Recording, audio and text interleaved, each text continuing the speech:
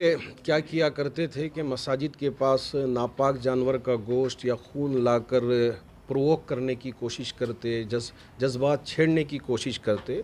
अब उसके बाद मंदिरों के पास गायों का गोश्त या उसका खून ले जाकर डालकर उनको भड़काने की कोशिश करते, तो ये हुआ जाता था। अब वो ख़त्म होकर अब दूसरी चीज़ें शुरू हो गई हैं कि काबतुल्लाह पर भगवा झंडा या गुंबद खज़रा पर इस तरह का झंडा डालकर सोशल मीडिया में रन करके एक दूसरे के ख़िलाफ़ भड़काने की कोशिश हो रही है। तो ऐसे में मैं तमाम मुसलमानों से गुजारिश करना चाहूँगा, इस तरह के कोई वीडियोस जैसे उम्महातुल मोमिनीन उनके शान में गुस्ताखी हुई या हमारे महबूब नबी सल्लल्लाहु अलैहि वसल्लम की शान में किसी तरह की गुस्ताखी करके अगर कोई मैसेज सर्कुलेट करता है, तो ऐसे में आप सबकी ज़िम्मेदारी है कि उस मैसेज को अपने इलाक़े के ज़िम्मेदारों तक पहुँचाएँ।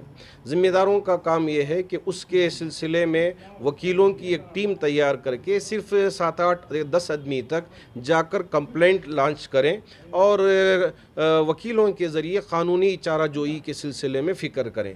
अगर वहाँ किसी भी तरह कंप्लेंट नहीं ले रहे हों, तो ऐसी सूरत में कर्नाटक के उलमा की एक टीम बनी है, जिसमें हज़रत मौलाना मुफ्ती इफ्तिखार अहमद क़ासमी साहब हैं, मौलाना जुल्फ़िकार नूरी साहब हैं, मौलाना एजाज़ नदवी साहब हैं, मौलाना अब्दुल क़ादिर शाह वाजिद साहब हैं और ऐसे ही डॉक्टर साद बेलगामी साहब हैं और मैं भी हूँ और हज़रत अमीर शरीयत दामद बरकातुहुम और हज़रत मौलाना अब्दुल रहीम रशीदी साहब और दूसरे हैं। इन सब के नंबरात आपके पास होंगे, या ये है कि आप मुझे वहाँ के हालात लिख भेजें, या ये है कि फ़ोन पे बात करें।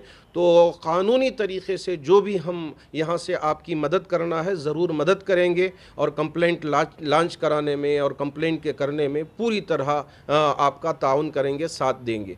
अब आपका काम क्या होगा कि ये जो बहुत मैसेजेस आते हैं तो इसको फॉरवर्ड ना करें, आप अपनी हद तक महदूद कर लें, या ये है कि डिलीट कर दें या हम तक ला के पहुँचा दें। उस पर जो भी कार्रवाई करवाना है या जो भी करना है इंशाअल्लाह ज़रूर करेंगे। इसमें किसी तरह की कोई तसाहुली नहीं बरतेंगे, काहली नहीं बरतेंगे। मैं उम्मत मुस्लिमा के हर फ़र्द से ये कहना चाहूँगा कि अब जितने भी आपके इलाक़े में अगर स्वामी जी के मठ हैं तो मठ में भी पहुँचें, उनके साथ भी मुलाकात करने की कोशिश करें और इस्लाम का जो असल पैगाम है और मेरे नबी अलैहिस्सलातु वस्सलाम की जो तालीमात हैं वो क्या है, क्योंकि बहुत सारी गलत फहमियाँ पैदा हो जाती हैं जिसकी वजह से ये आपस में एक दूसरे के ख़िलाफ़ हो जाते हैं। तो उलमा ख़ास तौर पर स्वामी जी के पास पहुँच के सही इस्लाम क्या है उसे पेश करने की कोशिश करें। हुबली में जो हुआ उस पर क्या करेंगे?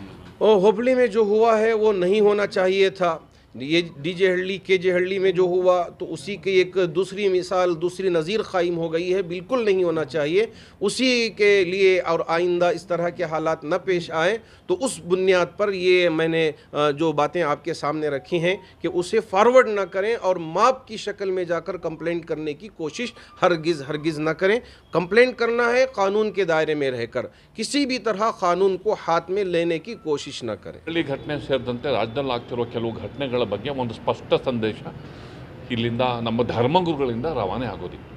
ಯಾಕೆಂತಂದರೆ ಸಮುದಾಯದ ಹಿತದೃಷ್ಟಿಯಿಂದ ಮತ್ತು ಸೌಹಾರ್ದತೆಯ ಹಿತದೃಷ್ಟಿಯಿಂದ ಇಲ್ಲಿ ಒಂದು ಸ್ಪಷ್ಟ ಸಂದೇಶ ಮೌಲಾನಾ ಇಮ್ರಾನ್ ಮಸೂದ್ ಅವರಿಂದ ಸ್ಪೆಸಿಫಿಕ್ ಆಗಿ ಇವತ್ತು ಸೌಹಾರ್ದತೆಯ ಸಂದೇಶ ಹೋಗಿದೆ.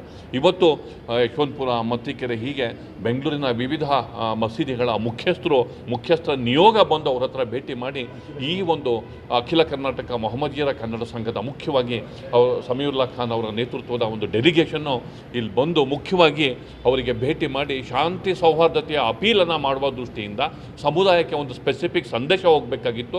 ಯಾಕೆಂತಂದರೆ ಸಮುದಾಯನ ವಿಲನ್ ಮಾಡಲಾಗ್ತದೆ ಮತ್ತು ಸಮುದಾಯದ ಯುವಕರು ಕೂಡ ದಿಕ್ಕು ತಪ್ಪಿದ್ದಾರೆ.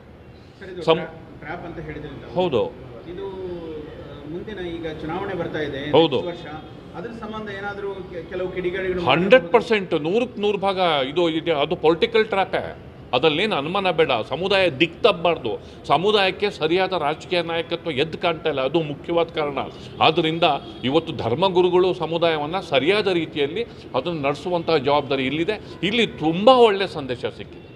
ಇಲ್ಲಿ ತುಂಬ ಒಳ್ಳೆಯ ಸಂದೇಶವನ್ನು ಅವರು ಧರ್ಮಗುರುಗಳು ಹೇಳಿದ್ದಾರೆ. ಹೀಗಾಗಿ ಇದು ಒಂದು ಸಕ್ಸಸ್ಫುಲ್ ಮೀಟಿಂಗು. ಬೇರೆ ಬೇರೆ ಮಠಾಧಿಪತಿಗಳನ್ನ ಕರೀರಿ, ಅವ್ರ ಜೊತೆಗೆ ಹೋಗಿ ಮಸೀದಿಗಳಿಗೆ ಕರೀರಿ, ಅಲ್ಲಿ ಶಾಂತಿ ಸಭೆಗಳನ್ನ ಮಾಡಿ, ಅಲ್ಲಿ ಇಫ್ತಾರ್ ಕೂಟಗಳನ್ನ ಮಾಡಿ, ಅವರು ನಡೆಸುವಂಥ ಇಫ್ತಾರ್ ಕೂಟಗಳಿಗೆ ಪಾಲ್ಗೊಳ್ಳಿ ಅನ್ನೋ ಸಂದೇಶ ಇಲ್ಲಿ ಹೋಗಿದೆ. ಕಾನೂನನ್ನು ಕೈಗೆತ್ಕೋಬೇಡಿ, ಬೇರೆ ಸಮುದಾಯಗಳನ್ನ ದ್ವೇಷಿಸಬೇಡಿ, ಬೇರೆ ಸಮುದಾಯಗಳನ್ನ ಜೊತೆಗಿಟ್ಕೊಳ್ಳಿ, ಅದು ನಿಮ್ಮ ಸ್ಟ್ರೆಂತು ಅಂಥೇಳಿ ನಮ್ಮ ಧರ್ಮಗುರುಗಳು ಹೇಳಿದ್ದಾರೆ. ಅನಾಹುತಗಳಲ್ಲಿ ಮತ್ತೆ ನೀವು ತಪ್ಪಿತಸ್ಥ ಸ್ಥಾನದಲ್ಲಿ ನಿಲ್ತೀರಾ, ಅದು ಆಗೋದು ಬೇಡ. ನೀವು ಕಾನೂನನ್ನು ಕೈಗೆತ್ಕೋಬೇಡಿ. ಪ್ರತಿಭಟನೆ ಮಾಡೋದೋ ಮತ್ತೊಂದು ಮಾಡೋದೋ ನಿಮ್ಮ ಹಕ್ಕಿದೆ, ಅದಕ್ಕೊಂದು ರೀತಿ ಇದೆ. ಆ ರೀತಿ ಪ್ರಕಾರ ಹೋಗಿ ಶಾಂತಿಯನ್ನು ನೀವು ಕಾಯ್ದುಕೊಳ್ಳಿ. ಯಾಕೆ ಅಂತಂದರೆ ಒಂದು ಈ ಹಲಾಲ್ ಕಟ್ ವಿವಾದ ಇರ್ಬೋದು, ವ್ಯಾಪಾರ ಬಹಿಷ್ಕಾರ ಇರ್ಬೋದು, ಸಣ್ಣ ಸಣ್ಣ ಬಿಡಿಯಾದ ಘಟನೆಗಳು ಬಿಟ್ಟರೆ ಹಿಂದೂ ಸಮುದಾಯ ಅದನ್ನು ತಿರಸ್ಕಾರ ಮಾಡಿದೆ, ಮುಸಲ್ಮಾನರ ಜೊತೆಗೆ ನಿಂತಿದೆ. ಇಲ್ಲದೆ ಹೋದರೆ ಇಡೀ ವ್ಯಾಪಕವಾಗಿ ಬಾಯಕಟ್ಟಾಗಿದ್ದರೆ ಅದು ಪರಿಸ್ಥಿತಿ ತೀವ್ರತೆಯೇ ಬೇರೆ ಇತ್ತು. ಇಂಥ ಸಂದರ್ಭದಲ್ಲಿ ಮುಸಲ್ಮಾನರು ಬೇರೆ ಸಮುದಾಯಗಳ ಜೊತೆಗೆ ಹೋದರೆ ಅದೊಂದು ಸ್ಟ್ರೆಂತೇ ಹೊರತು, ಇಲ್ಲದೆ ಹೋದರೆ ಐಸೋಲೇಟ್ ಆದರೆ, ಮುಖ್ಯವಾಹಿನಿಯಿಂದ ಐಸೋಲೇಟ್ ಆದರೆ ಅದರಿಂದ ಮುಸಲ್ಮಾನರಿಗೆ ಅಪಾಯ ಮತ್ತು ಡ್ಯಾಮೇಜೇ ಜಾಸ್ತಿ. ಆದ್ದರಿಂದ ಮುಸ್ಲಿಂ ಸಮುದಾಯ ಶಾಂತಿಯಿಂದ, ಪ್ರೀತಿಯಿಂದ, ಕಾನೂನನ್ನು ಕೈಗೆತ್ತಿಕೊಳ್ಳದೆ ವಿವೇಕದಿಂದ ಇನ್ನಿತರ ಎಲ್ಲ ಸಮುದಾಯಗಳನ್ನ ಜೊತೆಗಿಟ್ಕೊಂಡು ಹೋಗಲಿ ಅನ್ನುವ ಸಂದೇಶ ಇಲ್ಲಿ ಸಿಕ್ಕಿದೆ. ಯಾವುದೋ ಒಂದು ಪೋಸ್ಟಿಂದ ಒಂದು ಧರ್ಮ ಕುಸಿದು ಬೀಳುತ್ತೆ ಅನ್ನೋದಿದೆಯಲ್ಲ, ಖಂಡಿತ ಸಾಧ್ಯ ಇಲ್ಲ. ಧರ್ಮದ ಬುನಾದಿ, ಧರ್ಮದ ಮೂಲ, ಅದಕ್ಕೆ ಶತಮಾನಗಳ ಇತಿಹಾಸ ಇರುತ್ತೆ, ಶತಮಾನಗಳ ಅದಕ್ಕೊಂದು ಅಡಿಪಾಯ ಇರುತ್ತೆ. ಹೀಗಾಗಿ ಒಂದು ದೊಡ್ಡ ಸಂದೇಶ ಇರುತ್ತೆ. ಯಾರೋ ಒಬ್ಬ ಪೋಸ್ಟ್ ಹಾಕ್ಬಿಟ್ಟ ಅಂಥೇಳಿ ಇಡೀ ಸಮುದಾಯನೇ ರೊಚ್ಚಿಗೆ ಹೇಳೋದಿದೆಯಲ್ಲ, ಯುವಕರು ರೊಚ್ಚಿಗೆ ಹೇಳಿದೆಯಲ್ಲ, ಅದು ಅದರ ಅರ್ಥ ಏನು? ಒಂದು ಪೋಸ್ಟಿಂದ ಒಂದು ಧರ್ಮಕ್ಕೆ ಧಕ್ಕೆ ಆಗೋದಾದ್ರೂ ಹೇಗೆ? ಆದ್ದರಿಂದ ಅದು ಒಂದು ಪೋಸ್ಟನ್ನು ಇಟ್ಕೊಂಡು ಸಮುದಾಯಕ್ಕೆ, ಧರ್ಮಕ್ಕೆ ಧಕ್ಕೆ ಆಯಿತು ಅಂತ ಹೋರಾಟ ಮಾಡೋದು ಬೇಡ. ವಿವೇಚನೆಯಿಂದ, ಶಾಂತಿಯಿಂದ, ಮತ್ತು ತಪ್ಪು ಮಾಡಿರೋದು ಅವರು, ನೀವ್ಯಾಕೆ ಟ್ರಾಪಿಗೆ ಹೋಗ್ತೀರಾ, ನೀವ್ಯಾಕೆ ತಪ್ಪನ್ನು ಮೈ ಮೇಲೆ ಹಾಕ್ಕೋತೀರಾ, ಅದು ಮುಖ್ಯವಾದ ವಿಚಾರ.